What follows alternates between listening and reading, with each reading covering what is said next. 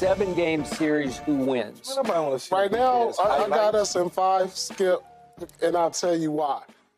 Did you catch all the drama at the NBA trade deadline? This was one of the last big chances for teams to change their rosters this season. Unlike past years, there weren't many superstar trades, but some top teams still made key moves. Number 6, the New York Knicks. The Knicks were especially busy picking up 2 strong role players to boost their already impressive team. On the other hand, the LA Lakers decided not to make any changes, hoping that their current lineup can recapture the magic from last year's Western Conference Finals run.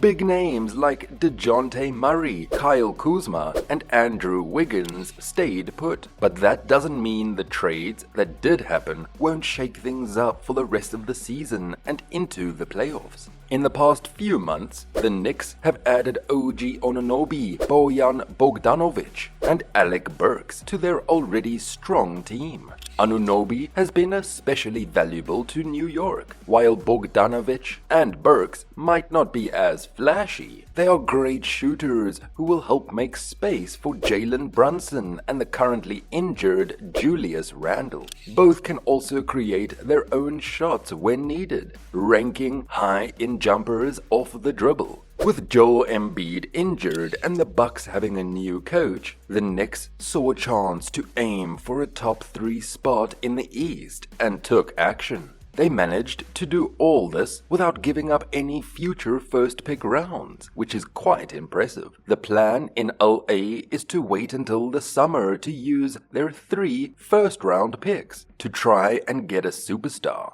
Number 5, the Lakers. The Lakers' 27-25 ninth place in the West might be wasting good, healthy seasons from LeBron James and Anthony Davis for the hope of future success. It's uncertain how James will play next season when he's 40, which is a huge risk. We don't know which deals were possible, but none seemed good enough for Rob Pelinka and the front office to act upon. We'll have to wait and see how James feels about it and how the team performs for the rest of the season. In the NBA, stars usually grab the spotlight, but in Thursday's trade deadline, it was all about the supporting players.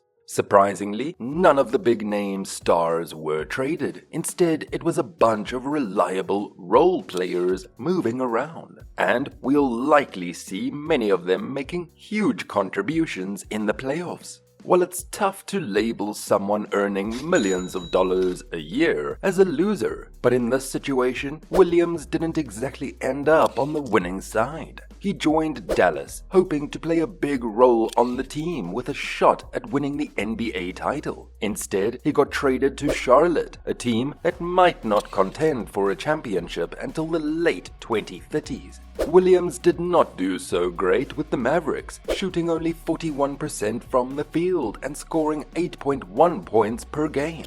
He's the kind of player who could get traded again to a contender later on, but he probably isn't too thrilled about joining the struggling Hornets, even if he's from the area. For the same reasons, Williams might not be happy about joining a losing team. Hayward, who's heading to the Thunder, must be thrilled to have a chance to help a title contender again, after struggling in Charlotte for 3.5 seasons. Number 4, the Wizards.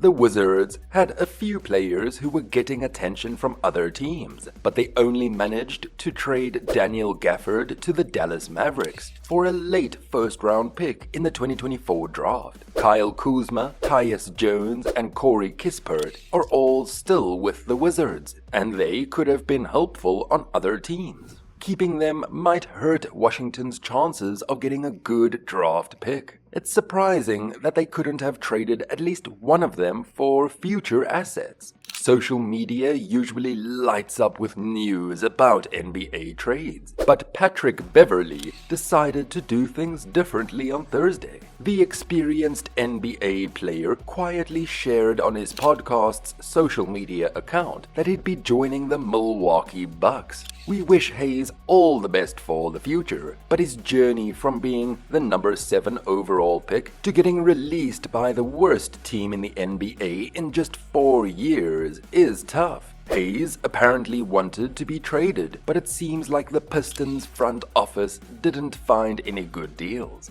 After being let go, Hayes will probably find another team. He's only 22 years old and has shown moments of scoring and making plays, averaging 10.3 points and 7.3 assists per 36 minutes this season. Number 3. Dallas Mavericks. Dallas is trading their 2028 first-round pick with the Thunder in return for OKC's 2024 first-round pick, which they're now giving to Washington to finish the Daniel Gafford trade. Gafford really improves Dallas's front court, but when it comes to managing assets, you have to think about what the Mavericks will do the next offseason. They'll have 2 first-round picks, but it might be harder to compete for another star compared to teams like the Lakers, who will have 3 first-round picks, or the Thunder, who have a lot of picks. The 3 p.m. ET deadline has passed, and it looks like the Hawks guard DeJounte Murray, Raptors guard Bruce Brown, and Bulls players Andre Drummond, Alex Caruso, and DeMar DeRozan are all staying with their teams. Last year, we saw Kevin Durant and Kyrie Irving moving around, but this year it's been quiet on the star front. McDermott is reportedly going back to the Pacers for a second time, as San Antonio is trading him to Indiana for Marcus Morris and a future second-round pick. Number 2. The Spurs. The Spurs are expected to let Morris go, making him a free agent. Earlier, it was said that the Mavericks were working on a deal to get Gafford and Richaun Holmes and draft compensation, but we're not sure which draft picks Dallas will give up. The Bucks are getting defensive guard Patrick Beverley in exchange for Cam Payne and a 2027 second-round pick. Milwaukee is adding a veteran guard who can boost their defense, which currently ranks 18th in the league. Since Doc Rivers became head coach, Milwaukee has improved slightly on defense, and perhaps Beverley could help speed up that process after this trade. Number 1. The Sixers. The Sixers made a smart move by acquiring sharpshooter Buddy Hield and creating some roster spots without giving up a first-round pick. Our Sam Quinn gave them a B+ for the trade. On the other hand, the Pacers, who have helped improve a team they're chasing in the standings, didn't do as well. On Thursday, Oklahoma City had a full team, but after trading Gordon Hayward, they now have 13 players. Do share your thoughts on the trades in the comments below. Also, don't forget to hit the like and subscribe buttons. Until next time.